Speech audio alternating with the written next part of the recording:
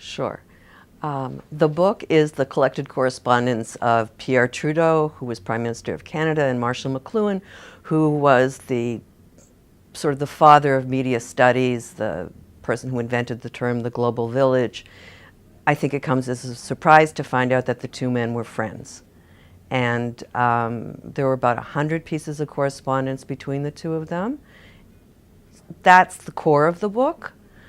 The beginning of the book talks about them and their importance, and the end of the book talks about their influence on me and my life story, and the parts of it, especially in regards to the global village and borders and immigration that are important to me, that were important to them.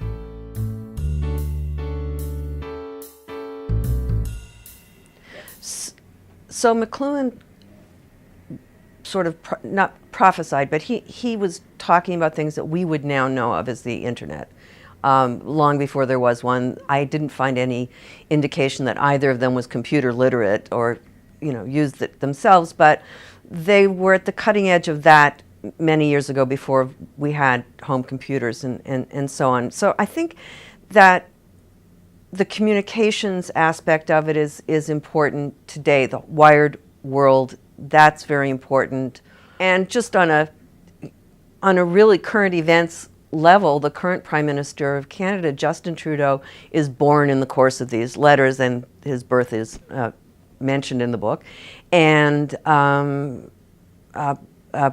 Presidents Obama and Trump, because they connected with Justin, are also mentioned. It's history, but there's a lot of current events and current event lessons that could be learned in this, too.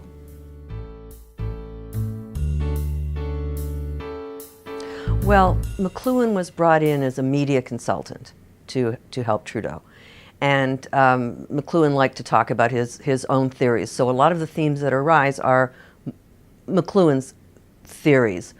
But they talk about mass media, the media's effect on politics.